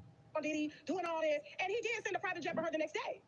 Had his son come and orchestrate a meeting between the two, and she was back on payroll. She had called me and told me he had reinstated her payment. She was good. Now, and was it 2023? 2023, I get a call. This is right after our Kevin Hart exclusive goes viral and Will Smith exclusive goes viral. And it was right around the time when Cassie filed the lawsuit and she put a trigger warning on it. So everyone started pulling Diddy hoes, okay? Gina calls me while I'm in LA and says, I want to do another interview. I said, why? I just need to do another interview. There's some more stuff I got to say. I'm like, okay. She said, but this time I need you to pay me. I said, Gina, I don't pay people. I know, but I need to be paid, Tasha. I said, Gina. So Tasha does not pay for interviews. Gina wanted to go over there so she could say that she paid me to say these things. So Tasha was smart not to pay her. Let's continue. Fair use reaction clip. I'm bringing y'all to TTT this morning, y'all. I do not pay. We'll take care of your lodging travel. I'll take care of my travel. I said, well, great. We're in Miami, but I don't pay. If you want to come tell your story, you can come tell your story. The problem is Diddy had already gotten word that it was a federal investigation brewing, and they were tapping all of his women. Because his women were calling him and telling him that they were being subpoenaed by the feds, including her. So what I feel happened and why Gina was so persistent about getting a payment is because they were going to say, Tasha K paid her to lie. See? She was stressing so hard to get a payment. I said, Gina, what if... Stressing so hard. You got to be careful. Gina had already put out the interview with Tasha. Then now Gina doesn't show up to court. Gina doesn't resurface until after the jury deliberates. And then all of a sudden, TMZ catches her at a grocery store. Oh, TMZ didn't catch her when they were during the trial. TMZ caught her after the jury deliberated. That means she won't be forced to testify. Then Gina, who calls herself victim 3. You're writing a letter to the judge saying you're victim 3? My goodness. It sounds like you're trying to get money to buy it. No, I just need to be paid this time. I got so much. This is a viral story. I want to let it go. I was like, no, Gina, something's not right. Then when I found out that she was in Miami, I said, Gina, who do you think you're talking to right now? Diddy lives in Miami. The only reason you would be in Miami is to be at Diddy's house. Exactly. Diddy was summoning his hoes to clean up all of the bad press. Because he was too high to do it. Too high. I turn up to do it. And so for her to be out here tweeting free Diddy and she think he can change, yeah, she's the Jocelyn Savage to Diddy. She called her the Jocelyn Savage to Diddy. Is that true? Are a lot of these women Jocelyn Savage to Diddy? The Jane Does. Cassie's moved on. She has a whole husband and kids. Cassie never going back to that. So are these women lining themselves up for his release? Let's continue fair use reaction clip. Not the baby mama, but her. So y'all need to leave Gina alone. Gina ain't got no education. She barely speak English. All she know how to do is screw. And when alleged. Go over there and watch the full video. Many people are talking about Gina. Like the video. Many people are talking about Gina. Gina resurfaced after the jury was deliberating. Isn't that interesting? And then she wants to write a letter. Question for you. You think Diddy's gonna win this trial? I have a quick question for you. This is Gina. You think Diddy's gonna win this trial? Before you go, I just want to know if Diddy does win this trial, do you think your life will be threatened in any kind of way? You don't think so? I think everything will be safe because the girl Aubrey O'Day, she said that if Diddy wins, she's gonna leave the country. I mean, he never did anything dangerous to me. She said he never did anything dangerous to her. I appreciate that. Thank you. That's all I wanted to know. Okay. So she's trying to discredit the interview she did with Tasha, and it was her live. She sat and did the interview. We just heard from Gina Hahn, the girl that did not show up to testify against Diddy. She was supposed to be witness number 3, but she just didn't show up. And a lot of people are saying she was paid off, including Diddy's former bodyguard, Gene Deal. He's been telling us a lot of what's happened through the years, okay? But I'm gonna show you this new video where someone saw her in a parking lot. She's alive and well. Because some people were like, maybe Diddy put her on some island, like he put her away to shut her up. But no, she's good. They asked her, are you afraid of Diddy vlogs? And she was like, no, he never did nothing to me. Like, girl, didn't you tell us 6 years ago how he beat you? Hello. On that podcast, remember? I'll show you a clip. Can you name a few more instances? It got really creepy. Like the video, y'all. Like the video. Keep hitting the like button. There's about 153 people in the building. Don't forget to hit the subscribe button, y'all. Please subscribe. We're trying to hit 50K next month. Time. We were in his closet and he like pushed me and I fell to the ground. So I was like laying on my back and he stood over me and he started like punching me like this. He avoided my face, but he like started punching me like on the side of my head and I was just like covering my face. And then after his legs were like in between me. So he like stomped on my stomach like really hard and like took the wind out of my breath. I couldn't breathe, but he kept hitting me and I was like, can you stop? I can't breathe. He like grabbed my hair from the back and like punched in the back of my head because he was just avoiding my face when he was like hitting me. The next big fight we got into was at that point I was like fighting back because I just had enough of his and I went down to like meditation room. It's like separate from his house and he followed me there. He was like, you bitch, you did that. And he chased after me, pushed me to the ground outside and took my hair and like was dragging me across like the grass in my hair. And after that, like a couple hours later, like it was the weekend, so we had people coming over and he just like acted. All comments are alleged. She's saying they had an event and he was trying to act normal, like nothing happened to her. Nothing happened. Like, what the fuck? It's one thing with Young Miami, how people are like, well, she says she's never seen that side of Diddy, but that's because they just started dating. So she still was in the whole love bombing phase with him. She never showed his true side yet. But then all these other girls, Gina Han, they seen what Diddy can do to them. And yes, she's over here saying like, nope, I'm not scared of him. So Gina sounds like he knows what he's talking about. He said that she got a couple million, she got an apartment, she's going back to school, she's all good. Even though she was required to show up in court, okay? Like, isn't it illegal when she get in trouble, right? But at the same time, they're seeing that she doesn't want to testify against Diddy, so it's probably not in the best interest of prosecution to bring her up there. She's so fucking Diddy, you know? But now we've seen a video that she's alive and well, but she's saying like, oh, I don't really care. I have a quick question for you. You think Diddy's gonna win this trial? Before you go, I just what I want to know. If Diddy does win this trial, do you think your life will be threatened in any kind of way?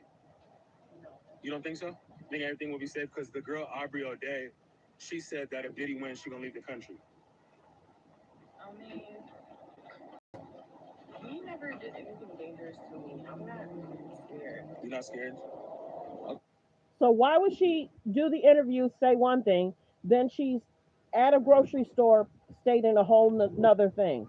Many people are calling Gina out, and they said she should have never wrote the letter. Do you think Gina should have wrote the letter? Let me know in the comments. Good afternoon, everyone. Good afternoon. Press 3 if you knew where you're watching from. Press 3 if you knew where you're watching from. Press 5 if you've been here and where you're watching from. Let me know in the comments where you guys are watching from. Like the video, like the video, like the video. Thanks for being here, everyone. Thanks for being here. Do you believe Gina? Yes or no? What more do I have to do, man? Look at my hat, man. Look at my hat. Look how I show up on the Amalfi Coast beat. Am I letting y'all down? Let me know. Am I not representing y'all right? Diddy's public outings became more scandalous. He was seen with Virginia Gina Huin, a character who would later play a Hello, crucial role Canada. in today's Hello, alleged crimes. Ireland. So does his family know about you? Have you met his family? Have Yeah.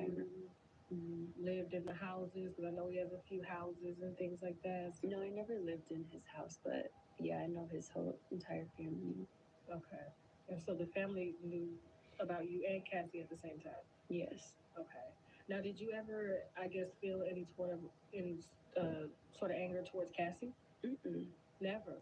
I mean, I felt like a little jealous, like wishing that I could do the things that she get to do with him.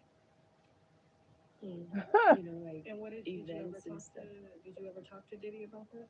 Yeah, And what did he say? he don't care. So Cassie was the arm candy, y'all. Gina was home base, basically. Let's continue. Beautiful girl, but home base. I just had to play my position. What type of did he ever talk to you about him and Cassie's relationship? No, he always spoke highly of Cassie. Did Cassie know about your pregnancies? Do you think? No. No one knew until now. Wow. Well, Gina, something else. People were calling her out. People were calling out Diddy's lawyer's interview. People are saying she spoke up and spoke out, but should she have? Should she have spoke up and And spoke? what might he do to women who tried to escape? Is Gina's absence a silent act of resistance by a victim, or is she an accomplice to Diddy? Some say she simply doesn't want to risk her and her family's safety on an unpredictable legal battle. What's your take? And what might he do to women who... Like the video, fair use reaction clip. Y'all let me know how y'all feel about Gina. Let me know how y'all feel about the court case. Was it smart for her to write the letter? Yes or no? Feeling overwhelmed by the constant Like the video, Some people may not know exactly what Gina said. We're going to play it. Like the video, y'all.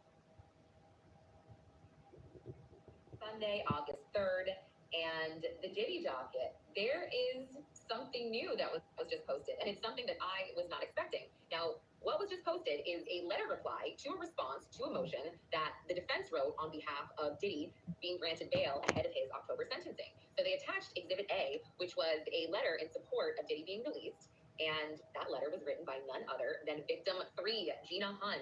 Gina Hun is writing, or has written, in support of Diddy's release. We all thought she was going to testify for the government. Again, she was supposed to be victim 3. She never showed up. Nobody knew what happened, but now she's writing in support of him. So I'm going to read you this letter. Dear Your Honor, my name is Virginia Hun, and I am writing as the person identified as victim 3 in this case. I have known Sean Combs for many years in both a personal and professional capacity. From that experience, I have seen him primarily as a father, a family man, a businessman, roles that he has always strived to uphold. I provide this letter to share my observations about his character and to respectfully request that the court permits his release on bond while the case proceeds. I acknowledge and respect that Mr. Combs stands accused and that the court must weigh public safety and the integrity of the legal process. At the same time, I believe it's important for the court to have a full picture of who he is beyond the allegations. Sorry, I'm trying to get this stupid ring light out of my glasses. Not working. Okay. I am writing, oh no, our relationship, like many, was not always perfect. We experienced ups and downs, mistakes were made, but he was willing to acknowledge his mistakes and make better decisions in the future. Over the years that followed, he made visible efforts to become a better person and to address the harm he has caused. By the time our relationship had ended, he embodied an energy of love, patience, and gentleness that was marked different from his past behavior. To my knowledge, he has not been violent for many years, and he has been committed to being a father first. I am writing because I do not view Mr. Combs as a danger to me or to the community. This is his first criminal case. Throughout the investigation and proceedings, he has been cooperative, respectful, and compliant. He has substantial ties to his family and community, including children who depend on him for emotional and financial support. Granting him bond would allow him to continue caring for his family and fulfilling his responsibilities while still subject to the court's supervision. I want to assure the court that if released, I believe Mr. Combs will adhere to all conditions and will not jeopardize his freedom or the well-being of his family. Allowing him to be at home will also support the healing process for all involved. I respectfully ask that you consider these factors when denying his eligibility for release. Thank you for your time and consideration, Virginia Hun. So there you have it. She is now fully supporting Diddy. Maybe they're in a relationship again. I've heard rumors about that, but obviously I can't confirm or deny. But I'll be checking the docket to see what happens and to see. So there's that. Okay, so let's see if we want to go through trending topics, hot topics. Let's see. Eddie Murphy recalls being voted worst actor. That's funny. Okay, so everybody's doing that challenge where they're holding stuff. We're just gonna do a little hot topics. Let's see, billionaire strikes $1 million deal, television studios. Okay, so there's that. Let me see. Let me see. No time recorded. Twin. Yeah, if you guys didn't know, Halle Berry ex-husband is speaking up, speaking out. Why, we don't know. But we're gonna get into that. Congratulations to Shador Sanders. Baby did a great job. A lot of celebrities are reacting to him doing a great job. It was the first football game yesterday. So it's basically saying LeBron James shows love to Shador Sanders after his preseason debut. Looking good out there. So congratulations to Shador. Had a great game yesterday. So we're gonna briefly. A wife at that time should cook, clean, traditional. And then I'm thinking, okay, if we have kids, is this the woman I want to have kids with or a family with? And at that time, as a young guy, she don't cook, don't clean, don't really seem like motherly. And then we started having issues looking at my mom, and a wife at that time should cook, clean. Traditional. And then I'm thinking, next clip. Okay. Looking at my mom and a wife. So he talking about Hallie. Let me see if there's another clip. And many people are talking about this. She asked me to marry her after knowing me for 5 months. Wow. And I mean, I said, okay. I didn't want to make her feel bad and say no, or like I was just in the moment. It caught me off guard. But I was like, cool, we getting along, we vibing. Again, we're only 5 months in, we still in the honeymoon stage. And then all of a sudden, that followed up. I met Hal in May of 1992. So you talking about, and we married January 1st, 1993. Right? And, but we spent a lot of time apart because she was doing movies in this country, that country. And we honestly, we probably, and I mean, hey, she asked me to marry her after knowing. Are y'all surprised that she asked him to marry her? Could have made it. If I knew about therapy, if we knew about therapy, we probably could have made it. We never had any major issues like that. Mm-hmm. It's just that because I was young and had only been in, honestly, one real relationship before her, my knowledge and my understanding, my wisdom around relationships just wasn't vast. Mm-hmm. So I'm looking at my mom, and a wife at that time should cook, clean, traditional, and then I'm thinking, okay, if we have kids, is this the woman I want to have kids with and build a family with? And at that time, as a young guy, at this age and stage, y'all, why do y'all think he's talking about Hallie if he is married with kids? Hallie's in a happy relationship. Who asked for this? Why is a grown man talking about his ex-wife like this? This interview should have been done back then. Do men get in a position, they get older, and they kind of wish, shoulda, woulda, coulda, and I want some visibility, and I want to talk about how she asked me to marry her, and we could have made it if I would have been in counseling. Be careful who you date, because they could resurface just like this and talk about Hallie. Hallie probably like, what did I do? Why are you talking after all these years? She's in a happy, healthy relationship. She's been a little bit more visible, if you guys didn't notice that. Different commercials, different posts, her in bikinis. So sometimes do men want that old thing back? Why now, sir? And you want to tell the world she proposed to you? What? Hey, I had to show it to y'all. I had to. Okay. So right now, let me go back. Will Smith is being asked, why did he hit that man? And he goes, why you hit that man, Uncle Will? And I was like, oh! You gotta explain that to him. And it's like, I'm gonna be crying. Somebody got tissue? And it was, I got one. And it was like, see, I knew y'all was gonna have me, right? Was Will so frustrated? He should have never touched Chris. He had did a great job in regards to that role, in regards to the Williams sisters' dad. We get that Chris Rock is going to get on stage and do jokes, but to insult Will's wife, he shouldn't have did what he did. But as a man protecting his wife, we understand that some of these award shows, they go too far. They go too far with their jokes. And a lot of the celebrities know that. Will never should have got a seat. He should have told them to remove him off the stand. It's not acceptable. It would have been better for him to stay in his seat.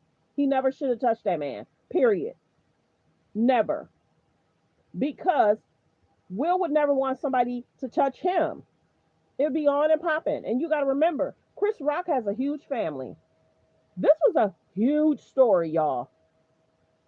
This is a huge story because Will is so composed. He always speaks highly of different situations and he always tries to see the bright side. What caused that man to get up out his seat and do what he did and knowing it's not okay for you to put your hands on somebody and it's being filmed. And even if it wasn't being filmed, sir, you cannot put your hands on somebody. And it affected his career. So one of his young family members was waiting for him to get in the house. And he said, "Sir, what made you do that to that man?" It wasn't just embarrassing to Will. It was embarrassing to Will, Jada, Willow, Jaden, the whole family, because he's so composed.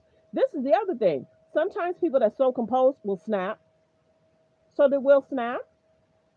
He could have easily said, "Chris, that's not okay because she has a health concern." He could have easily said that. But sometimes men will do what they do. Men will do what they do to allege protect their wives. It was not an okay situation. Chris never should have said the joke, but Will never should have put his hands on him. Period. You never should have did it. You never should have did it. But there's that. Okay, everyone. We've been live for about an hour 35. I have some things to take care of to try and enjoy my Saturday. Will. Oh, I just saw your comment. Okay, we will talk about this though. People are wondering if Will and Jada will stay together or if there's concerns in regards to their relationship. Remember, I posted a video about 4 or 5 months ago. Will was out with a young lady, short hair, gorgeous. Is Will going to stay with Jada for the long haul? Remember, they don't want to get a divorce. Would y'all want that? Would you want to be in a relationship with a husband and you're not satisfied? Remember how Jada had the entanglement? Their relationship is messy when you think about it. Remember how Jada had that entanglement with Jaden's friend? What was his name? August Alsina. Remember that?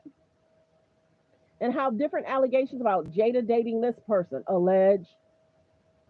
Will's out and about spending quality time with this person alleged. So messy, messy, messy. They don't want to get a divorce. They'll rather just hang out with friends, make it seem like. But will that be a conversation for this year, next year? Will Will and Jada stay together?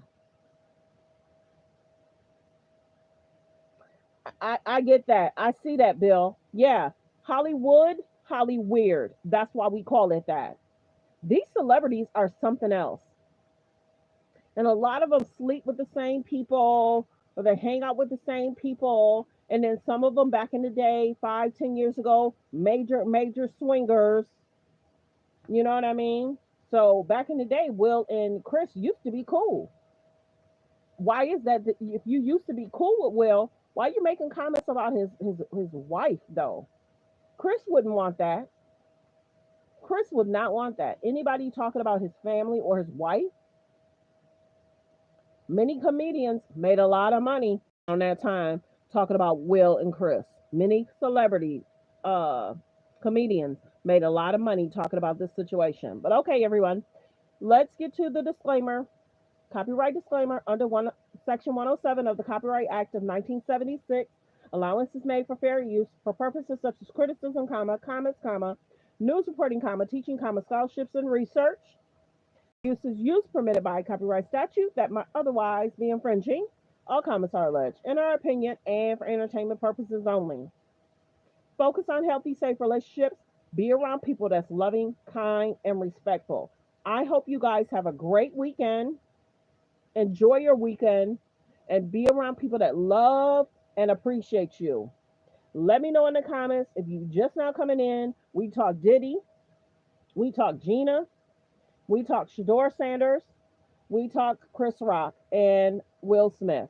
I hope you guys enjoyed the show. Thanks for tuning in to Let's Talk About It Media 21. I hope you guys have subscribed. There's about 63 in the building. It's coming towards the end. I hope all 63 people please subscribe. That's even a big number. If all 63 of y'all subscribe, that'll be a big day for me.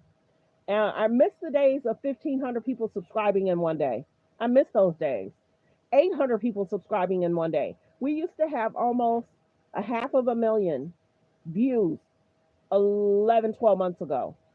We were getting big, big views, but I'm proud of my channel. We went from 3,000 subscribers almost to 50K. So I'm proud, very proud. So I thank you all for being here. Thanks for supporting the channel.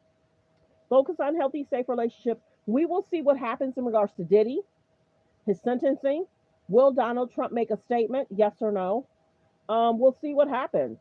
Do you feel that his lawyers should have did the interviews? Did they do a good job in regards to the interviews? Or did they make a little few fumbles and now they're playing cleanup? So, will Donald Trump pardon Diddy? Yes or no? Thanks for being here, everyone. I appreciate you all. Enjoy your weekend. Relax, have fun, do whatever.